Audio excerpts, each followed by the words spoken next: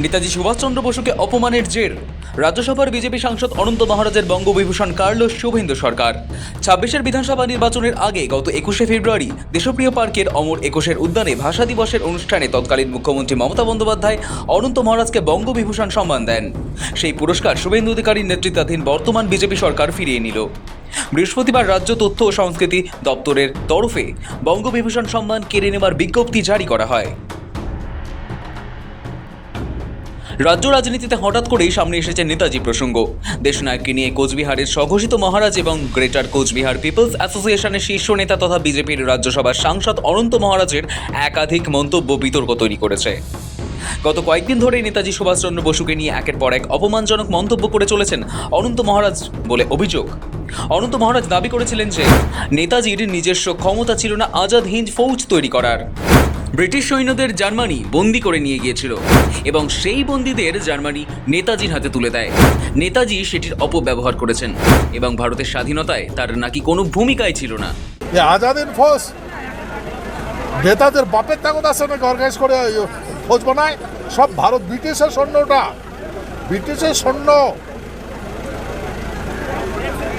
Sir বলছো শোনো, ব্রিটিশের সৈন্যকে জার্মান নিয়ে গেছে বন্দি বানায়, আর সেই জার্মানে নেতাজিকে দিছে, আর নেতাজি সেটাকে অপব্যবহার করেছে বলেন। কিন্তু আমাদের পূর্বপুরুষে মহারাজা জগদীবেন্দ্রনাথ বাহাদুর কোনো আজাদিন ফৌজকে দণ্ড দেয় নাই। আজকে যদি আমি গভর্নমেন্টের বিরুদ্ধে একটা পিস্তল দেখাই, আমাকে এনকাউন্টার করবে কিনা বলেন? তা ব্রিটিশের শাসন ছিল, তা ব্রিটিশের যখন শাসন ছিল তা ব্রিটিশদের শাসন ছেড়ে চলে যায় নাই। তো সেই ব্রিটিশের বিরুদ্ধে যে আজাদিন ফৌজ গান ধরেছে, বন্দুক ধরেছে, তাদের স্ট্যান্ড হ্যান্ড কেন দিল না? মৃত্যুদণ্ড কেন দিল না? তাদের কাছে দিল কেন? আমার রাজা মহারাজা জগদীবেন্দ্রনাথ বুঝছেন এখন? তাই নেতাদের মাথার কিছু আছে?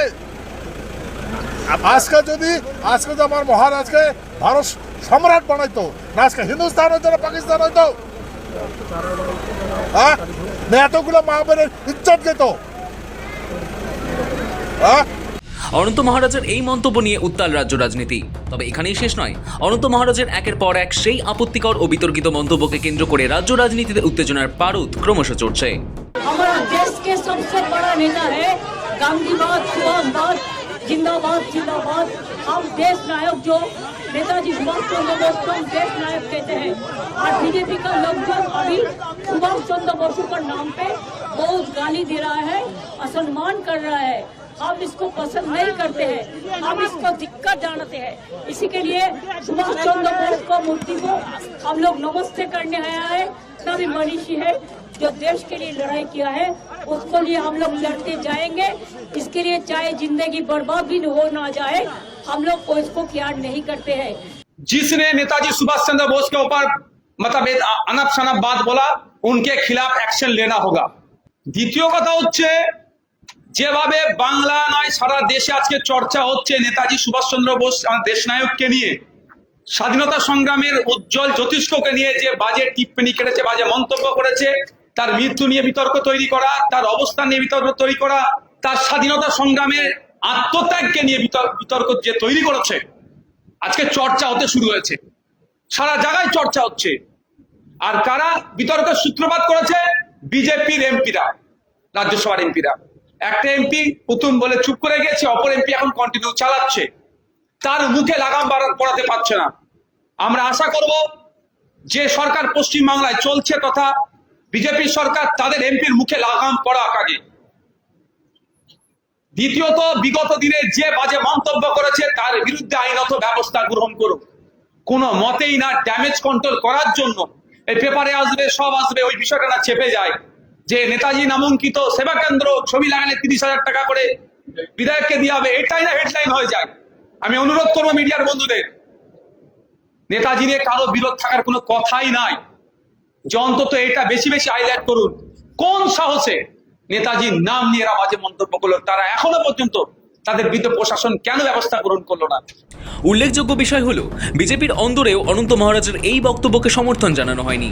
অনন্তর এই জাতীয় মন্তব্যকে কোনোভাবেই সমর্থন করেনি রাজ্যের অর্থমন্ত্রী স্বপন দাশগুপ্ত থেকে শুরু করে বর্ষিয়ান ও অভিজ্ঞ বিজেপি নেতারা। There is a lunatic person who claims to be from the Bharatiya Janata Party who's been saying all sorts of peculiar things. The man's knowledge of history is worse than my knowledge of nuclear physics. Let's put it this way. সব মিলিয়ে নেতাজিকে নিয়ে এই বিতর্ক তৈরি হওয়ার জেরেই এই সম্মান কেড়ে নেওয়ার সিদ্ধান্ত নিয়েছে নবান্ন। বুধবারই এই ইস্যুতে কড়া বার্তা দিয়ে মুখ্যমন্ত্রী বলেছিলেন, নেতাজিকে অপমান করে সোশ্যাল মিডিয়ায় পোস্ট করলে কোনো রকম ছাড় দেওয়া হবে না, প্রয়োজনে গ্রেফতারিও হতে পারে। একই সঙ্গে তিনি জানান, এই ধরনের পোস্টের বিরুদ্ধে ব্যবস্থা নিতে ইতিমধ্যেই সাইবার সেলকে নির্দেশ দেওয়া হয়েছে। আমি আলাদা করে কারণ নাম বলবো না, কাউকে হিরো জিরো করার জন্য বলিনি। পশ্চিমবঙ্গের মাটিতে দাঁড়িয়ে পূজ্যপাত প্রাতঃস্মরণীয় দেশপ্রেমিক, যিনি স্বাধীনতা পাইয়ে দিয়েছেন, নেতাজি সুভাষচন্দ্র বসু সম্পর্কে যারা যেখানে অপমানজনক, অশোভন,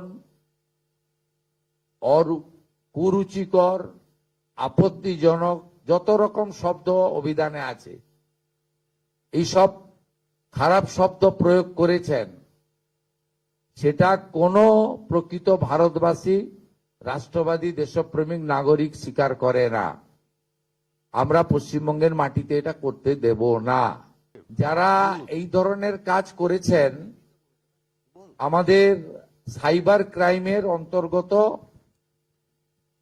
cyber crime, social media crime এবং আমাদের পুলিশের জেনারেল বিএনএস এর অন্তর্গত যেগুলো আছে, তাদের যে সোশ্যাল মিডিয়া পোস্ট হয়েছে, লাইক শেয়ার কারা করেছেন, কমেন্ট কারা করেছেন, তারা পশ্চিমবঙ্গের নাগরিক কিনা, পুরোটাই দেখে নেওয়ার জন্য পুলিশকে নির্দেশ দেওয়া হচ্ছে এবং গ্রেপ্তারও করতে বলা হচ্ছে।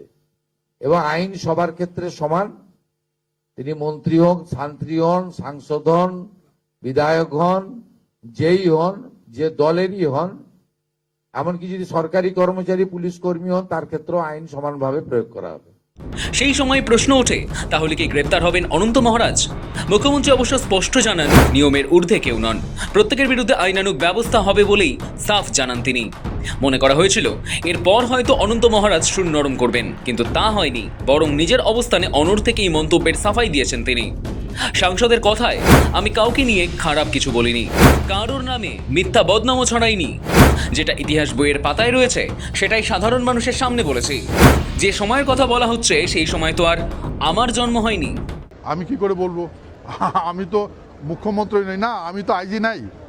সবার জন্য আইন আছে, খারাপ কাজ করলে আইজিরও জেল হবে আর মুখ্যমন্ত্রীরও জেল হবে। তোকে প্রমাণ করতে হবে আমি ভুল বলেছি, তো কোর্টে ডিসকাস করতে হবে, ফেলতে হবে না কোর্টে হবে, আদালত হবে, কোথায় হবে? নেতাজিকে নিয়ে অনন্তর করা বিতর্কিত মন্তব্যের জল গড়িয়েছে থানা পর্যন্ত এবং ইতিমধ্যে তার বিরুদ্ধে অভিযোগও দায়ের হয়েছে। এই উত্তপ্ত পরিস্থিতিতে মুখ্যমন্ত্রী কড়া বার্তা দেওয়ার পর অবশ্য কিছুটা সুর বদলে আত্মপক্ষ সমর্থনের পথ বেছে নিয়েছেন মহারাজ। তবে অনন্তর সাফ কথা, তিনি কাউকে বদনাম করেননি। তবে এখানেই শেষ নয়, অনন্ত মহারাজের শিক্ষাগত যোগ্যতা সংক্রান্ত যে হলফনামা তিনি রাজ্যসভা নির্বাচনের সময় জমা দিয়েছিলেন, সেই হলফনামা জাল বলে সূত্রের খবর। যে হলফনামা অনন্ত মহারাজ জমা দিয়েছিলেন, সেখানে 1975 সালে অসমের সরুপেটা ইংলিশ হাই স্কুল থেকে তিনি 8ম শ্রেণী পাশ করেছেন বলে বলা হয়েছে। অথচ অসম সরকার বলছে বাস্তবে ওই নামের কোনো স্কুলই নেই। এক্ষেত্রে অনন্ত মহারাজের রাজ্যসভার সাংসদ পদও অনিশ্চিত হয়ে পড়তে পারে। স্বাভাবিকভাবেই বিজেপির রাজ্যসভার সাংসদের চাপ বাড়ছে, সেই বিষয়ে কোনো সন্দেহ নেই। তার মাঝেই অনন্ত মহারাজের বঙ্গবিভূষণ কেড়ে নেওয়ার সিদ্ধান্ত নিঃসন্দেহে নজিরবিহীন। শফিক সান্যালের রিপোর্ট, সময়, কলকাতা।